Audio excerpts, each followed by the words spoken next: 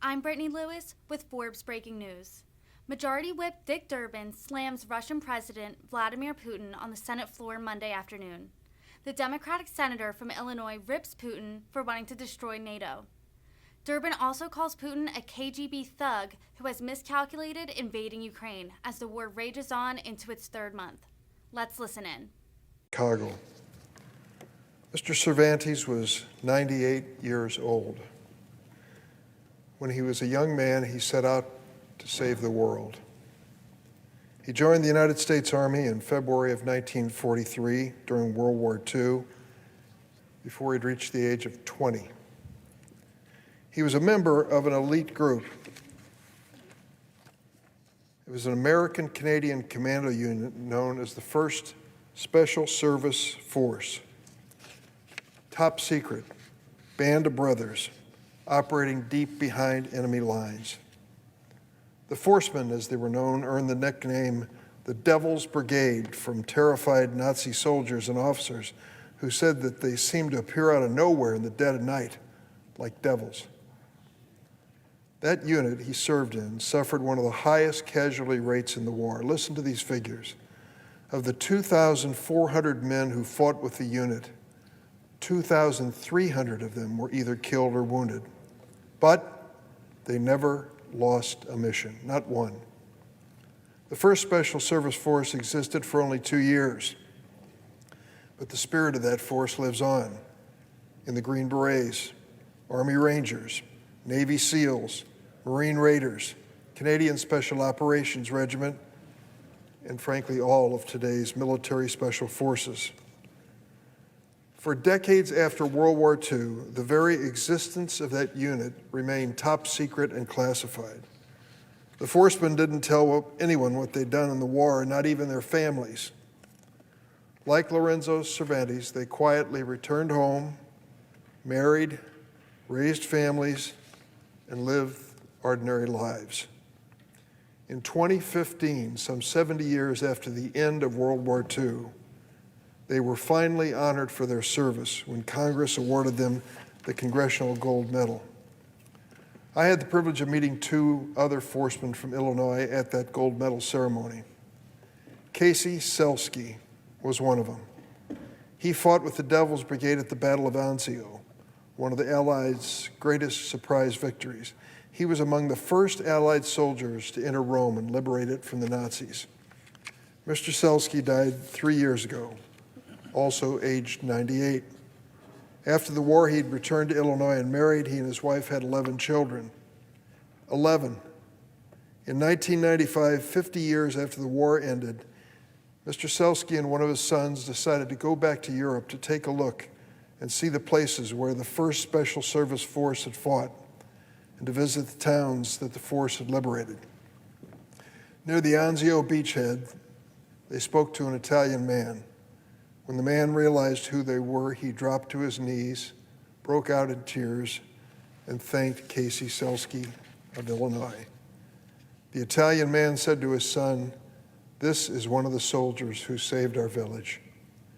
Casey Selsky turned to his son and said, "All these years, I wondered what I was doing. Now I know." After World War II, the United States and the leading free nations of Europe worked together to create a new system of rules and institutions to guard the peace of World War II and to reduce the risk in Europe that we would ever again descend into the hell of war. The most important of these new institutions was called the North Atlantic Treaty Organization, NATO. Among its most important new rules was the commitment that nations must never again wage wars of conquest against their neighbors. For more than 75 years, the new rules and institutions largely helped keep the peace in Europe. But then came Ukraine. With its barbaric attack on Ukraine, Russia is waging war not only against a sovereign nation, an innocent, unprovoked nation. Russia is attacking the very system of democracy and rules-based order for which 400,000 U.S. service members died in World War II, and many more have given their lives since. Vladimir Putin is seeking to restore some mythical Russian empire He wants to demolish NATO, and he wants to drag the world back into a blood-soaked past when kings and tyrants waged wars of conquest to expand their territory and fill their coffers. As Russia's barbaric, bloodthirsty war against Ukraine enters its third month, it is clear that Vladimir Putin has miscalculated disastrously. He thought his forces were so overwhelming that he would occupy Kyiv, the capital of Ukraine, in a matter of days, that he would remove Vladimir Zelensky from his power in Ukraine, and that he would install a puppet government that would once again take orders from Moscow. Instead, Kyiv still stands. Zelensky is still in control, and Vladimir Putin has been frustrated by the determination, courage, and resiliency of the Ukrainian troops. He has suffered heavy losses. Russia has lost the battle for Ukraine to date. Vladimir Zelensky is still Ukraine's president, and Russian forces are demoralized and depleted. Instead of seizing Kyiv and all of Ukraine, Russia is now regrouping to try to pick one region that they can conquer, the Donbas region, which they've illegally occupied since 2014, and to seize the Black Sea port of Mariupol.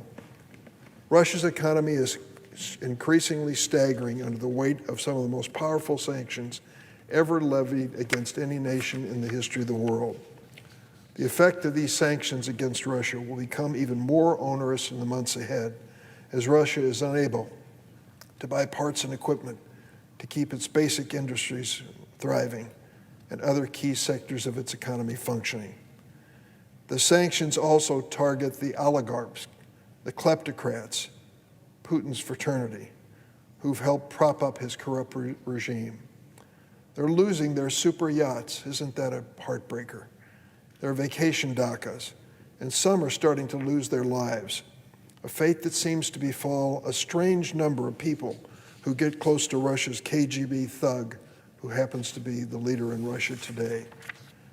The Russian government has given up any pretense it once had after the breakup of the Soviet Union of ever becoming a democracy. I say that with some sadness for the people of Russia, that they have been relegated to the role of pawns in Putin's escapade. A new censorship law has taken effect. It makes it a crime punishable up to 15 years in prison to even describe the invasion of Ukraine as a war, or to describe Russia's assault on Ukraine in honest terms. You can go to prison for that in Mr. Putin's Russia. It was just a few weeks ago I met upstairs in my office with a Russian journalist and opposition leader. His name is Vladimir Kara-Murza. Mr. Kara-Murza is fearless. He survived poisoning attempts by the Kremlin twice. He told me several weeks ago, "I'm going back." I said, "Why?" He said, "There's work to be done." He told me about his opposition to Russia's war in Ukraine, the increasing opposition to the war with Russia, and his hope that one day Russia will be part of the community of democracies. Well, Mr. Kara-Murza went back to Moscow, and last week he was arrested. The same day, CNN broadcast an interview in which he called Putin's government a regime of murderers. Mr. Kara-Murza faces years of imprisonment for simply telling the truth. Senator Marco Rubio of Florida and I are going to introduce a bipartisan resolution this week calling for Mr. Kara-Murza's immediate release. I hope my colleagues on both sides of the aisle will join us. Vladimir Putin also badly miscalculated the unity of NATO and the will of free people to defend democracy. Instead of shattering NATO, Putin has strengthened NATO. Finland and Sweden, longtime neutral nations, could soon join NATO. Germany's pursuing a historic, dramatic overhaul of its approach to security and defense. And yesterday, French voters re-elected their president, Emmanuel Macron, decisively, choosing him over his far-right Putin sympathizer, Marine Le Pen. That election in France marked the first time in 20 years that French voters have given a president a second term. It's widely viewed as, among other things, a vote of support for NATO and Ukraine and against Putin and his Russian aggression. Vladimir Putin also gambled that America would be too weak and divided to oppose Russia's assault on Ukraine. Badly mistaken again. Republicans and Democrats are standing together in support of Ukraine, as are the American people. President Biden's leadership has been critical in uniting NATO and the West and enabling Ukraine to defend itself.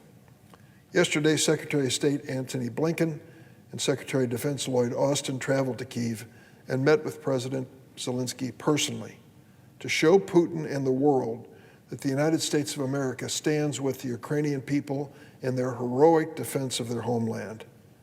The U.S. is providing Ukraine with the military equipment to defend itself, but it takes the courage and determination of those men and women in Ukraine to make it work. In the last 2 months alone, America has committed to Ukraine an unprecedented $3.7 billion in military equipment, including howitzers, helicopters, ammunition, tactical drones, and more. Ukraine's armed forces are using this equipment, performing brilliantly. The coming weeks will be difficult. They may be decisive. In concentrating its assault on the Donbass, Russia is moving the war from cities like Kyiv and Kharkiv to a more wide-open landscape where its heavy artillery seems to have an advantage. In addition, many intelligence reports suggest that Putin is desperate for something he can call a military win by May 8th, which Russia celebrates as Victory Day, marking the Allies' defeat over Nazi Germany in World War II. The tragic irony is that in this war, Russia is using many of the same tactics used in World War II, attacking a peaceful neighboring nation, intentionally targeting civilians, and committing heinous war crimes. This Senate voted unanimously last month to condemn Vladimir Putin as a war criminal. We must continue to stand with Ukraine and for democracy and for the rules of civilization which so many Americans fought for and died in World War II and since. I started this comment on the floor this afternoon, remembering a World War II vet in Illinois just passed away at the age of 98, Lorenzo Cervantes. I've spoken to so many of those vets and said, "What were you fighting for?" And they said, "We were fighting for our buddies right next to us. We were going to bring each other home safely." So we kept the fight. And we were fighting for our families. We believed our family name was at stake, and the courage we showed would reflect on them. And we also were fighting for a nation, the United States, which we were proud to serve and risk our lives for. But most of all, we were fighting to make sure our kids didn't have to do the same. We were willing to sacrifice, even give our lives, so that our kids could live in a peaceful world. Well, for almost 80 years, that was a fact after World War II and the service of Lorenzo Cervantes and hundreds of thousands of others. And then came Vladimir Putin with this unprovoked attack on Ukraine. He thought they were a pushover. He had this massive Russian army, mobilized them over a span of months, ready to attack. And when he launched his attack, he expected the people of Ukraine to fold, quit, and leave. But they didn't. They fought, and they've been an inspiration ever since. Putin wants to write a new world order. He wants to say to the living veterans of World War II and their families, "You wasted your time. I can do this if I wish. I have the power." But he's run into a force he didn't anticipate. The Ukrainians have done an incredible job, an inspiring job to the world. And I want to, of course, say a word of praise to their president. Mr. Zelensky started in life as a stand-up comedian. Somehow or another, he's become the world's leading stand-up president, standing up to a tyrant like Vladimir Putin, inspiring people all around the world to join in this effort to save his nation. I'm glad that the United States is on board, and we will continue to help him until Putin is finally gone. The genocide which he's inflicting on the Ukrainian people is an embarrassment in the 21st century. To think that this could happen in the so-called civilized Western world is virtually unthinkable. We've got to make a stand, and I'm glad that we have, and I support President Biden and the NATO alliance for standing behind the people of Ukraine. Madam President, I yield the floor. Suggest the absence of a quorum. Clerk will call the roll. Ms. Baldwin.